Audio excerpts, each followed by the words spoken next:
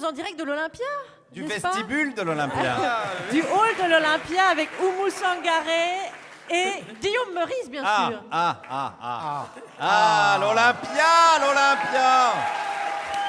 L'Olympia. C'est mythique, l'Olympia. Edith Piaf, les Rolling Stones, Laurie.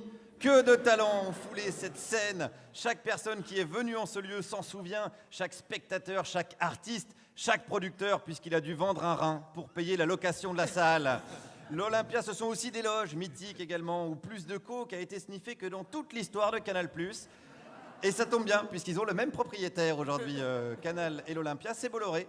Hein, alors on dit qu'il pille l'Afrique, mais il fait beaucoup vivre la Colombie d'un autre côté. Donc je dirais que ça s'équilibre. Alors ça, c'est ma vision, évidemment, mais quelle est celle des Français? Eh bien, je suis allé les voir ce matin. Est-ce que vous êtes déjà allé à l'Olympia? Ouais. Qu'est-ce que vous avez vu là-bas? Rien. Voilà, alors, parce que oui, bah ouais, voilà. Parce qu'il y a des fois, c'est vrai, on va pas se mentir, il y a des spectacles qu'on préférait ne pas avoir vus. Et ben lui, il prend aucun risque, quand il y va, il n'y a rien. Voilà, il est peinard. Continuons quand même avec lui pour en savoir plus. Ah, vous êtes allé à l'Olympia pour rien voir? Je connaissais le barman. Ah, donc vous êtes allé à l'Olympia, mais voir le barman uniquement? Ouais. Du coup, il chantait pas? Non. Il faisait plutôt des cocktails? Exactement. Bon, on va pas aller loin avec lui. Hein. C'est vrai que j'aurais dû préciser ma question à l'Olympia pour voir un spectacle, d'accord? Et l'Olympia, je parle pas de la crêperie à Cognac. Sinon, on va vraiment pas s'en sortir. Avançons avec une dame. Est-ce qu'elle est déjà allée à l'Olympia? J'avais été voir Sylvie Vartan, mais sans mon mari, il l'aime pas, moi je l'adore. Ah, pourquoi il aime pas Sylvie Vartan? Mais je sais pas, moi j'en sais rien, il est comme ça, il est bizarre, il est vieux maintenant. Ah, Alex, c'est pour vous ça. La chance. J'ai trouvé la femme de votre vie, c'est cadeau. Je vous souhaite un beau mariage ainsi qu'un beau voyage de noces dans les années 50. En attendant, on continue. Puisqu'on parle d'âge, j'ai rencontré une dame qui n'aimait pas trop qui? Les jeunes qui se tortillent. Qu'est-ce Non, qu'ils ont, les parce que jeunes qui se c'est toujours tortillent? C'est toujours pareil. Et ils font toujours les mêmes mouvements. Ah ouais? Oui, ben oui. Ça vous plaît pas trop? Mais parce que c'est tout sur la même musique. Bah, il y a quand même plusieurs styles de musique. Il y a quand même du rap, du Oui, rock, du ben, jazz. Ben, le rap, c'est comme ça. Hein. Tout comme ça, ils dansent tout pareil. Ça, c'est pas difficile de se tortiller. Bah voilà, les jeunes se tortillent. Alors excusez-moi, mais du temps du twist, c'était quand même autre chose, mon bon monsieur. Alors, ce qui est pas mal quand on parle de l'Olympia, c'est qu'il y a des gens voilà, qui ont une histoire avec ce lieu. On peut remonter encore plus dans le temps. Par exemple, ce monsieur, il est déjà allé à l'Olympia, oui, oui. J'ai même vu quelqu'un d'étonnant, c'est le prince Yusupov, celui qui a assassiné en 17 Raspoutine. Et Qu'est-ce je qu'il l'ai faisait à vu. l'Olympia? Ah bah, il était spectateur, quoi. Et c'était à quel concert ça alors? Mais c'est pas le concert qui m'a titillé, c'est le fait que j'avais en face de moi l'assassin de Raspoutine.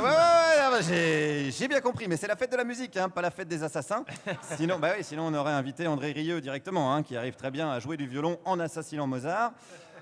Ceci dit, attendez, j'exagère. Ah, il y a des fans d'André Rieu.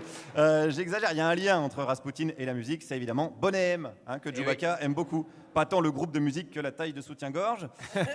Mais est-ce qu'on peut quand même enfin parler de vraie musique et d'Olympia? Eh bien la réponse est oui. Qu'est-ce qu'il a vu ce monsieur?